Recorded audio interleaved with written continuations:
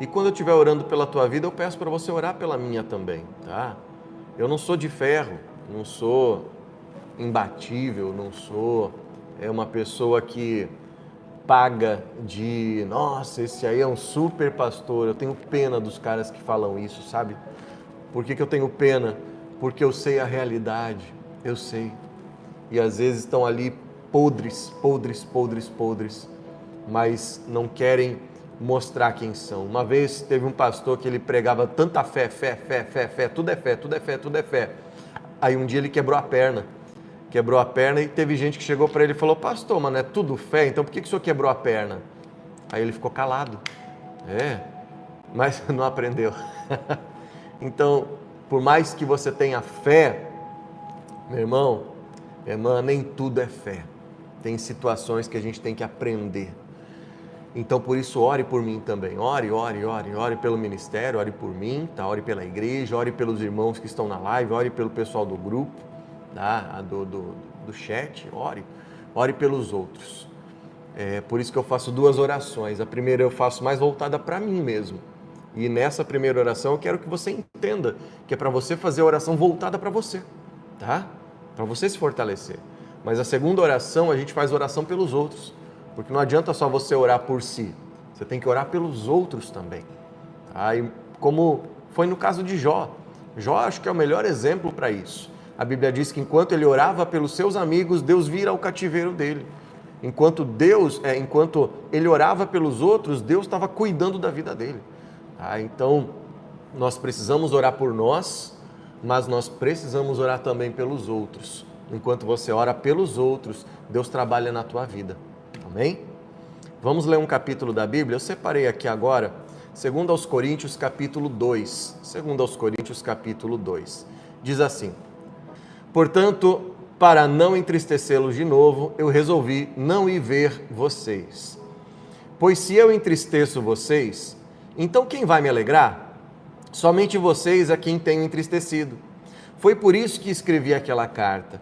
O motivo foi que eu não queria ir e ser entristecido pelas próprias pessoas que deveriam me alegrar, pois eu tenho a certeza de que quando estou feliz, vocês todos também estão. Eu escrevi aquela carta muito preocupado e triste e derramando muitas lágrimas, porém não escrevi para fazer com que vocês ficassem tristes, mas para que soubessem do grande amor que tenho por todos vocês.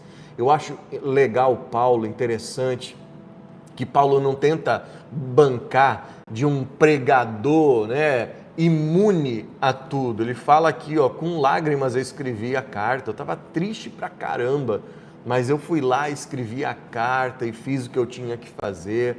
Então Paulo não banca de um mega pregador, não, eu sou isso, eu não me abalo com nada, eu sou o mensageiro disso, eu sou não sei o que daquilo, títulos que os próprios homens entregam para si, E Paulo, não, ele está ali mostrando quem ele é de verdade, por isso que tem um vínculo daquele povo com ele, Porque ele não é uma coisa montada, não é um personagem, sabe?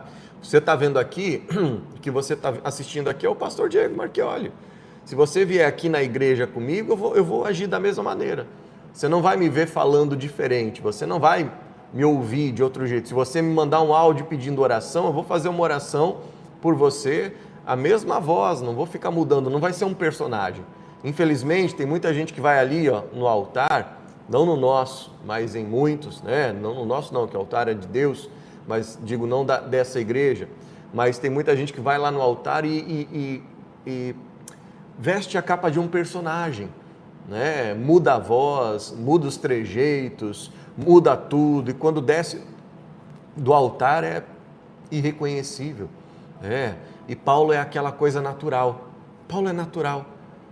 O que Paulo falava na frente, Paulo falava por trás. O que Paulo falava em cartas, Paulo falava na frente deles pregando. O jeito era Paulo de um lado e de outro. Isso é maravilhoso. Quando você é natural, sabe? Isso é bom. Mas se alguém fez com que alguma pessoa ficasse triste, não fez isso a mim, mas sim a vocês, ou pelo menos a alguns de vocês. Escrevo assim para não ser muito duro com esse homem. Basta o castigo que a maioria já deu a ele. Agora vocês devem perdoá-lo e animá-lo para que ele não fique tão triste que acabe caindo em desespero. Aqui Paulo está falando, eu não sei se você se lembra, mas lá na primeira carta aos Coríntios tem um pecado no meio da igreja, que é um pecado bem cabuloso que acontece no meio da igreja. E Paulo, ele é tomado de tal ira que ele fala assim, ó, que o corpo do fulano seja entregue a Satanás, para ver se a alma, o espírito dele se salva no final, né? E vocês nem falem mais com essa pessoa. Paulo é tomado de uma ira ali que até depois ele reconhece que foi exagero, tá? Ele reconhece isso. E nesse momento ele está falando isso, falou, pessoal, viu, basta do que vocês estão fazendo com o menino ali, foi errado, mas agora fala para ele que ele, se ele se arrepende, ele foi perdoado, anima ele para ele voltar, né? Senão ele vai cair em desespero, daqui a pouco esse menino faz uma coisa errada, e aí a culpa disso vai recair sobre a gente. Tá? Então Paulo está tentando remediar aquela situação. Na hora ele ficou irado e falou umas coisas. E até ele mostra um certo arrependimento, não de ter corrigido o pecado, não, mas da maneira que ele falou. E às vezes a gente também faz assim, a gente fala de uma maneira e depois bate um arrependimento, poxa, não precisava ter falado daquela maneira, daquele jeito, né? Tem gente que não, tem gente que fala mesmo de maneira grosseira, é grosso, com perdão da palavra, é cavalo, é truculento, troglodita, né, como dizia lá o professor Girafales, né, e continua assim, sabe, e não tá nem aí para os outros, isso é triste, viver desse jeito. Essa pessoa vai acabar sozinha no final da vida, vai. Se você se pergunta por que muita gente acaba sozinha no final da vida, você não tem que olhar para os últimos 5 anos de vida dela, para os últimos 10 anos, não. Olha lá para o começo. Veja como ela tratava os pais, como tratava a esposa, o marido, como tratava os filhos. Veja lá no começo. É fácil você olhar lá no final e falar, tadinho, tadinha, e eu não estou defendendo de maneira alguma, tá? Eu acho que é uma das coisas mais tristes. Você chegar no final da vida e você não ter ninguém do seu lado. Isso é triste, triste. Mas dá uma analisada, por que não tem ninguém do lado dela? Muitas vezes a pessoa mesmo é insuportável e ela afasta as pessoas dela. Então, veja, cuidado com isso, né? Abra seus olhos também. Paulo, então, no versículo 7 diz o seguinte, agora vocês devem perdoá-lo e animá-lo para que ele não fique tão triste que acabe caindo em desespero. Por isso peço que façam com que ele tenha certeza de que vocês o amam. E foi por isso também que escrevi aquela carta. Eu queria pôr vocês à prova e saber se estão sempre prontos a obedecer aos meus ensinos. Quando vocês perdoam alguém, eu também perdoo.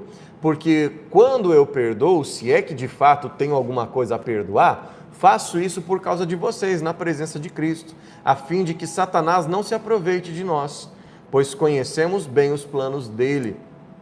Você entendeu aqui o que Paulo está falando? Paulo está dizendo o seguinte, depende da nossa atitude, mesmo que já tenhamos recebido a Jesus como Senhor e Salvador, dependendo da nossa atitude, o diabo, Satanás, pode se aproveitar do que a gente fez. Você entendeu?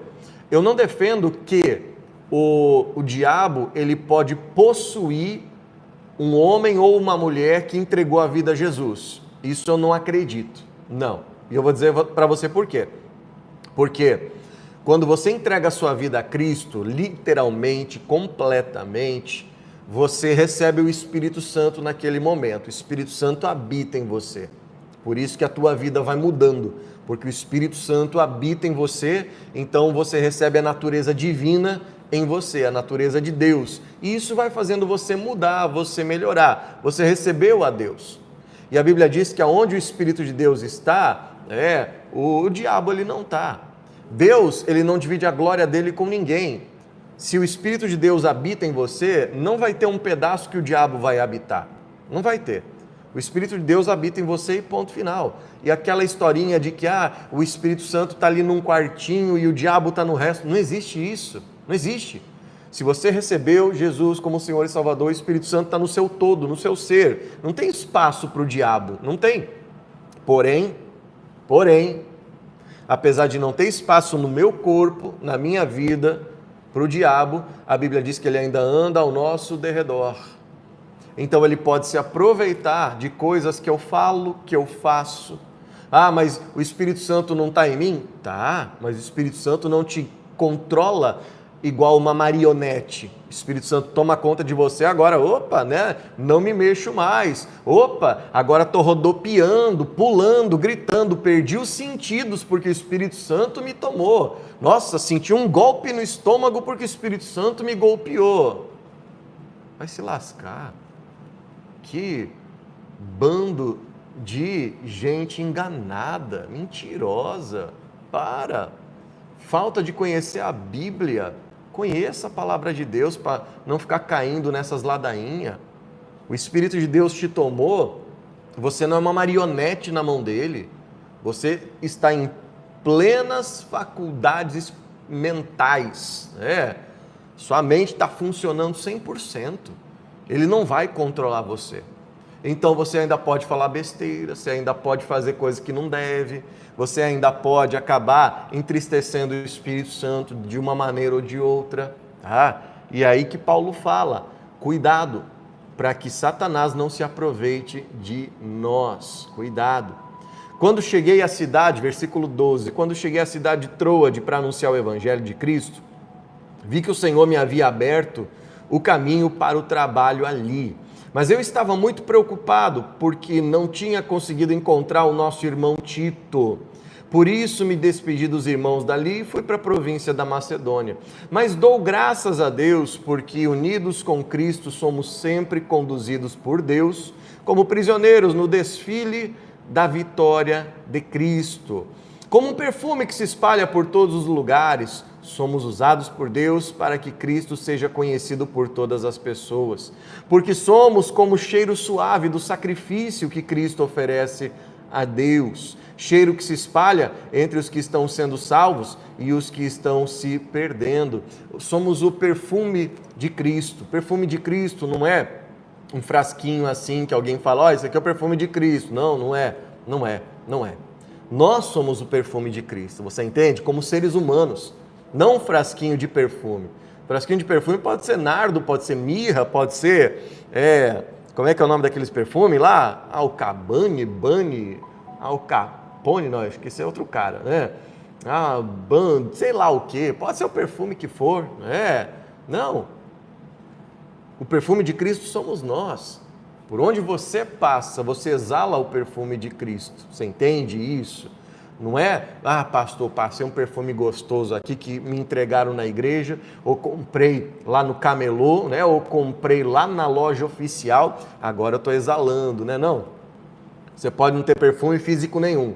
É você que exala o bom aroma, o bom perfume de Cristo. Por quê? Porque você crê em tudo que Ele fez. Então você está ali espalhando entre as pessoas a salvação em Cristo. Isso é maravilhoso. Versículo 16, e finalizando, para os que estão se perdendo, é um mau cheiro que mata, mas para os que estão sendo salvos, é um perfume muito agradável que dá vida. Então, quem é capaz de realizar um trabalho como esse? Nós não somos como muitas pessoas que entregam a mensagem de Deus como se estivessem fazendo um negócio qualquer. Pelo contrário, foi Deus quem nos enviou. E por isso anunciamos a sua mensagem com sinceridade, na presença dele, como mensageiros de Cristo. Todos nós somos mensageiros de Cristo. Eu sou mensageiro de Cristo, vocês são mensageiros de Cristo. Quando? O tempo inteiro. O tempo inteiro. Você está anunciando a mensagem de Cristo para todos os lados. Continue anunciando essa mensagem. Continue exalando esse bom perfume de Cristo por onde você for. Amém? Louvado seja Deus. Lembre-se de se inscrever no canal, deixar o like, compartilhar esse vídeo.